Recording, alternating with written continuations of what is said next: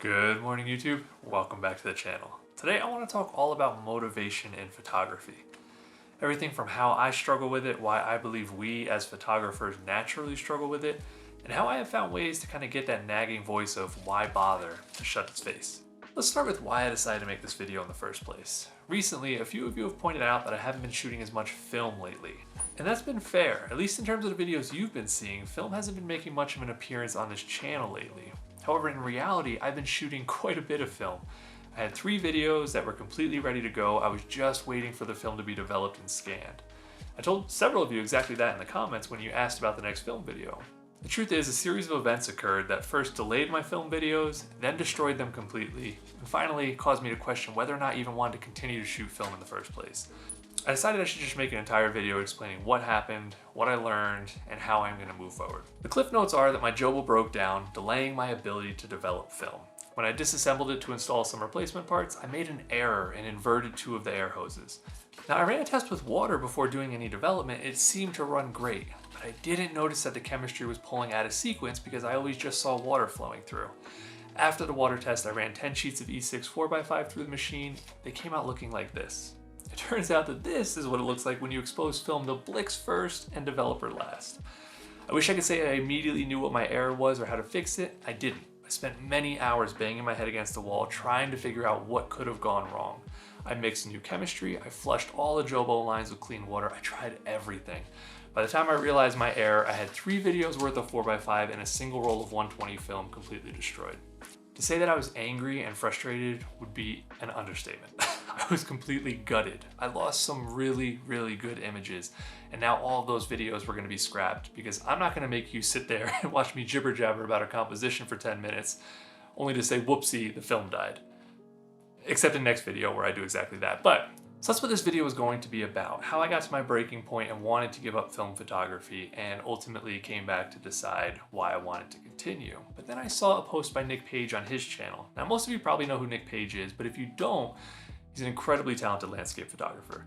He's somebody that I've watched and whose work I've enjoyed for many years now. Now, Nick recently posted about how he's been lacking motivation and asking him that same question I often ask myself: why bother?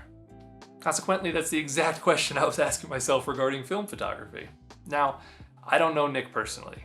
I don't know jack squat about his life or his feelings, so I'm not going to pretend that I know what led him to feeling this way.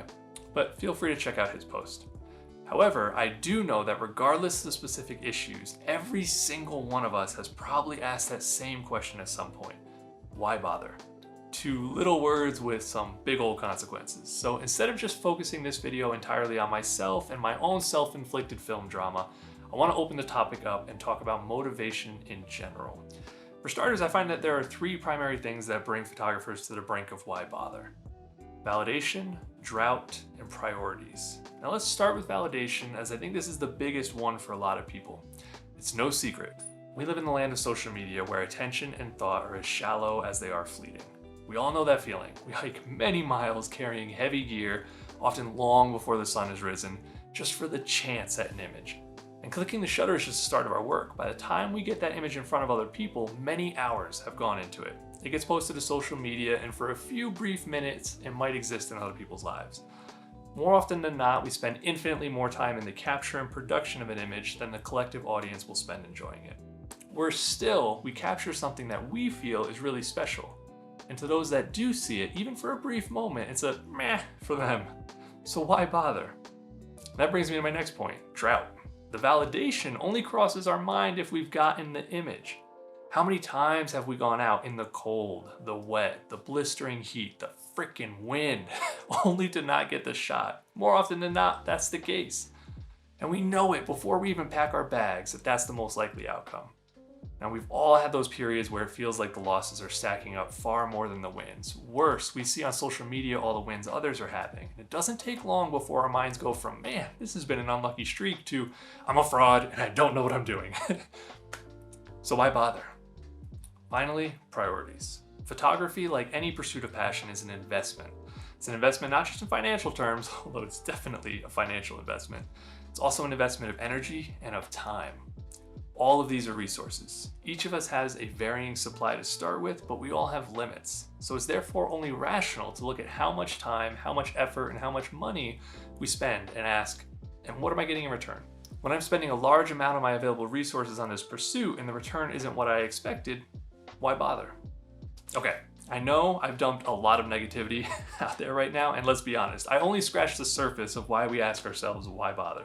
You might be thinking, man, this is one negative mother father. And to that I say, I quite literally call the channel Mr. Negative, so you were warned. But now that I've dumped out all the negativity that leads many of us to the point of thinking about giving up, and unfortunately many more ultimately to the point of actually giving up, let's talk about the ways that we can respond to our stupid brain when it asks, why bother? For validation, this is the hardest one. You may never get your work in front of the audience that you hoped. Even when you do, you may never get the response that you were after. I can't tell you how to change that. All I can say is if you're thinking about likes or acknowledgement when you click the shutter, you're doing it wrong. I know the feeling I get when I'm in the field with my camera, being 100% present in that moment and how fortunate I am for the opportunity to experience it. Why should that feeling change based on how other people are going to feel when they see the image? And don't get me wrong, it's a great feeling when our work resonates with somebody else. But I truly believe the only way you're able to evoke that emotion in somebody else is to acknowledge and attempt to express the way that scene made you feel. If you are so caught up in how other people are going to feel about your image that you forget to experience it yourself, you'll have missed the whole point before you even click the shutter. Now, this may feel like some empty advice, like some real kumbaya BS. Yeah, Jim, I get it. Do it for me. I get it. That only goes so far. That's why the second part of how I have overcome this hurdle of validation is through printing my work. I know printing is expensive. Trust me, I know better than most. But when I walk into my house, this is the first thing I see every single day. I see this image and it brings me right back to the moment that I captured it. Nobody can walk into my home and not notice this print. If they do, I kick them right the hell out. The point is, I think photography is a medium that was never intended to be viewed on a phone screen. I think we've lost touch of the impact a print can make. And it's unfortunate how many photographers I have met with thousands of dollars in gear and an incredible portfolio that never leaves the screen. If you have never printed any of your images, you should. Even if only one, even if only for yourself, finish the image and put it on the wall. I promise you that validation that you're seeking, you will find when you are able to experience your work the way it deserves to be presented. The third way I've overcome some of this validation issue is that I don't use social media anymore. F social media. And I 100% understand that it's a limitation for me and ultimately how many people are going to see my work. I just don't care. I'd rather have one person stand in front of a print like the one I just showed you and fully experience it than 1,000 people viewing a tiny version of it stuck in between 62 fitness models in yoga pants. Impact to the viewers is my goal, and I don't get that on social media.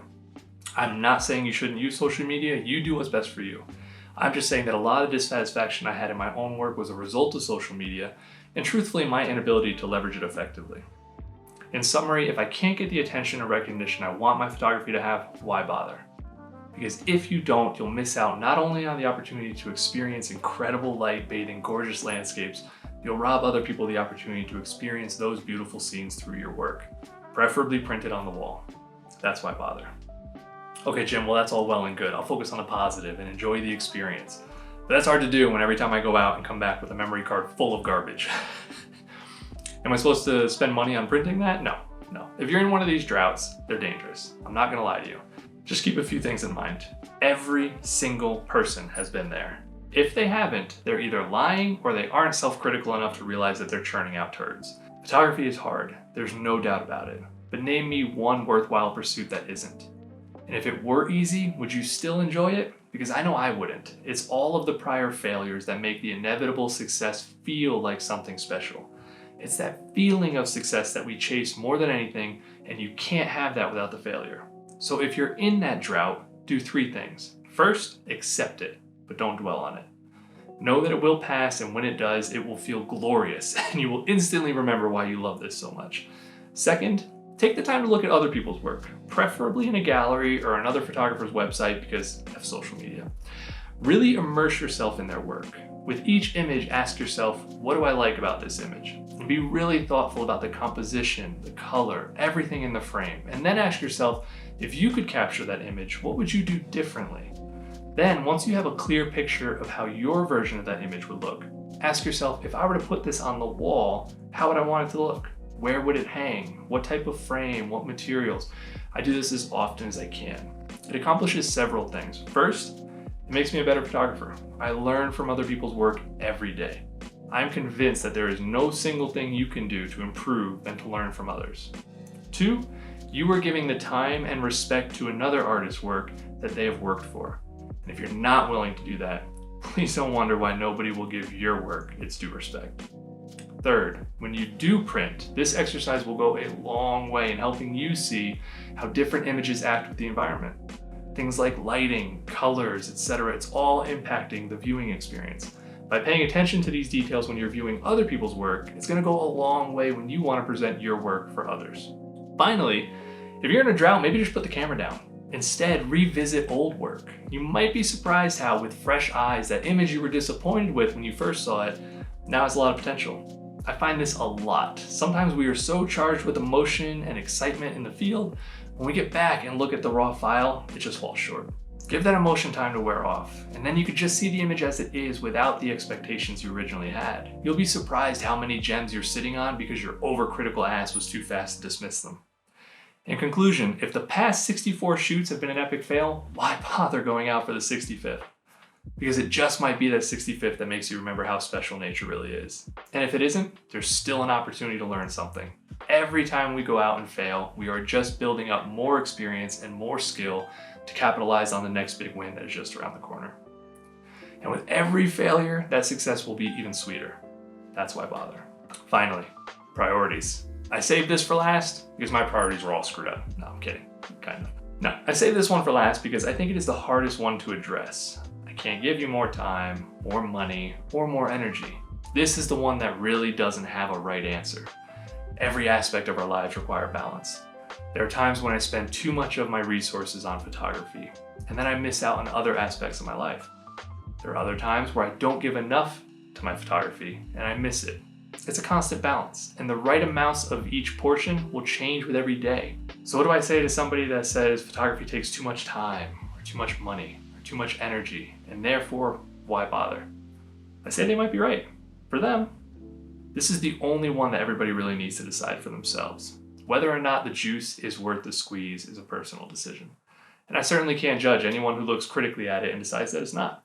But I know for me, if I've got $1 left in my pocket and a minute on the clock and enough energy to click the shutter, I'm damn sure gonna bother. And I hope you do too. That's it for me this week. Now go out there and make some friggin' images.